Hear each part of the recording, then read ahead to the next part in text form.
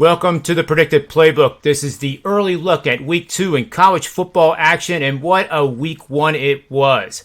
The Florida State game sticks out to me, not because I actually feel lucky and covered it, but that story with quarterback Milton and his horrific injury back in 2018 and what he did for the Florida State team was just movie-like. Welcome to the show, Jimmy and George. How was your weekend, Jimmy? It was pretty good. We're 4-2 on the season so far in college. We had a 3-1 Saturday, so took things kind of slow to get started here, but everything's going good so far. We had a great preseason, NFL 8-2, so we're looking to get off to a hot start as the regular season starts as well. Awesome, and welcome to the show, George. And by the way, folks, George is doing this at about 2 in the morning, I think it must be over there in Greece. But it's actually 6 p.m., but it's all good, John. How was your week? Not too bad. Can't complain. I'm super excited about Week 1 in the NFL. Although I feel like it's kind of a tricky season, I'm taking things slow, and I already got a best bet up at Sportsmemo. It's only for $11, and I'm ready to get things going. Awesome. Let's start it off right away here. We have Jimmy Adams is going to talk about the Toledo versus Notre Dame game. Notre Dame really had their hands full down the stretch there, and Florida State really had a chance to win that game. Toledo opens as a 16.5-point underdog, and this is a game I'm really intrigued to know where you're taking us with, Jimmy. Show us what the best bet is. Yeah, so that was a great game with Florida State, and who were they playing again? Florida State played Notre Dame last week. Thank you. That was a great game with Florida State and Notre Dame. So, it was a shame that FSU couldn't quite pull it out. But anyway, into this one, we're going to look to Toledo plus 16.5. They are off a 49-10 win over Norfolk State. Can't take really too much from that game because it was such inferior competition. They scored 2 TDs off of blocked punts in the first half, 441 yards of total offense compared to Norfolk's 272. No turnovers, and like I mentioned, 2 takeaways. Quarterback Carter Bradley, 8 of 12, 103 yards, 1 TD, no picks, so a pretty productive day. Notre Dame, like you said, they had their hands full with Florida State. Jack Cohn looks good. I mean, he throws for, I believe, 4 TDs and 1 pick, but they really struggled rushing the football. Just 65 yards compared to 264 for Florida State. They averaged just 1.9 yards per carry in the contest. So on a short week, coming off an emotional game in Tallahassee, I think that Toledo is going to be able to score in this game, and so I recommend grabbing the 16.5, putting that in your pocket, and looking for Toledo to be able to hang around. I like to pick quite a bit. It's a pretty big steam move, too. Toledo 19.5-point underdog when it opened, and it's being supported very, very well, to your point. So I'm on board with that one. Let's move on to Mad George here. We're going to do Oregon against Ohio State. Ohio State, I don't know what to think of them right now. I guess they pushed against Minnesota. Minnesota at times looked like a bad team. Then all of a sudden they looked like a good team. I'm concerned that Ohio State gave up all those points.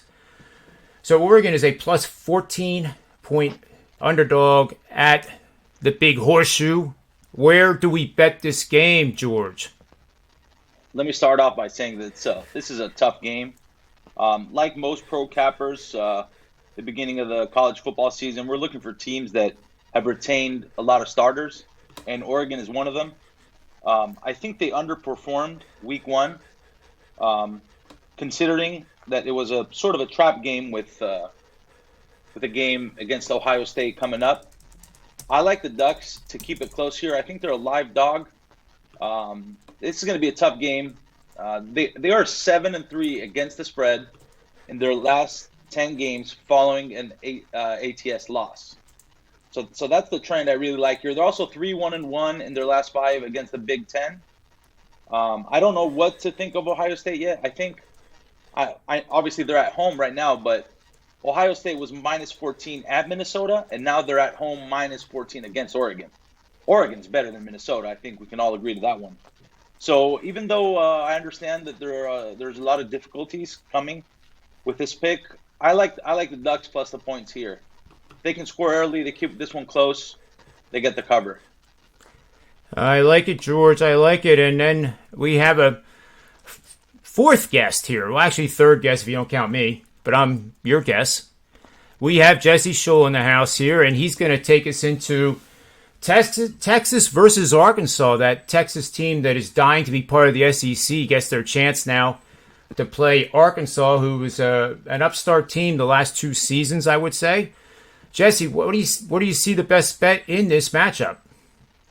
Well, I was pretty impressed with Texas in their opener, scoring 38 points on a ranked team. Their offense looked pretty solid with a balanced attack. Their quarterbacks combined to throw for 265 yards, 3 touchdowns on 18 of 26 passing, so they were fairly accurate. The Raging Cajuns are a pretty good team, so, the decisive victory looks pretty good for Texas. Of course, we know they can run the ball. Texas is now covered in 5 straight non-conference games. And I'm looking at Arkansas and a little less impressive. Their 21-point victory over Rice might look okay on the scoreboard, but when you look at the fact that they were losing at halftime, it was a tie game heading into the 4th quarter. You look at the quarterback play for Arkansas, and K.J. Jefferson was only 12 of 21 passing, a touchdown and an interception. Just over 100 yards passing. Arkansas can run the ball as well, but Texas has a strong defense. The Razorbacks are 3-10-2 against the spread in their last 15 non-conference games. Money's come in on Texas. You would have got a much better line a little earlier on, but I still believe Texas will take this game on the road at Arkansas. I like it quite a bit, Jesse. And now it's my turn, and we'll try to keep my mouth from motoring over that 2-minute and 30-second barrier. Make this short and sweet. I played Florida Atlantic last week, and they covered by about 2.5 points over Florida. I'm still not a big proponent of Florida, but they're playing a team that was absolutely hammered in South Florida. And I am going to back South Florida for this reason. So we have a very contrarian play here. They gave up 45 points. They did not score. They gave up 200-yard rushers, and it was the first time since 2015 that NC State had pulled off that trick. Their starting quarterback, Fortin, was benched after 5 drives, including 1 first down.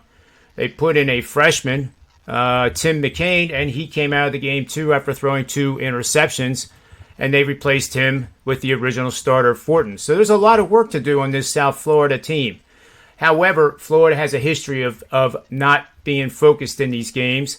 Florida is favored by 31.5. I believe it'll go up to 34.5, so you want to wait later in the week. And most importantly, it wouldn't be a show if I didn't have a little chart to show, right? So we have this angle. So quickly, bet on road teams in the first 4 weeks of the regular season. Finished last season with 3 consecutive losses. And last loss of the season was a bowl game or playoff game loss. That obviously is Florida. The host lost their last 2 games of the previous season, and that's South Florida. That combination, 38-7, 84% over the last 30 seasons. 14-1 against the spread, folks, over the last 10 seasons. Don't be afraid. Take South Florida plus the gazillion points. And let's see what happens this coming Saturday afternoon.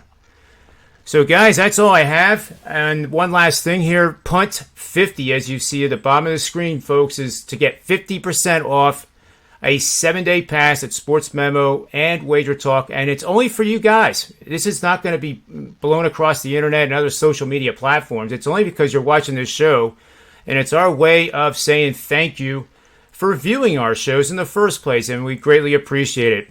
So for Jimmy, Jesse, myself, and Matt George. I appreciate your time. I appreciate the viewers. And may all the wins be yours.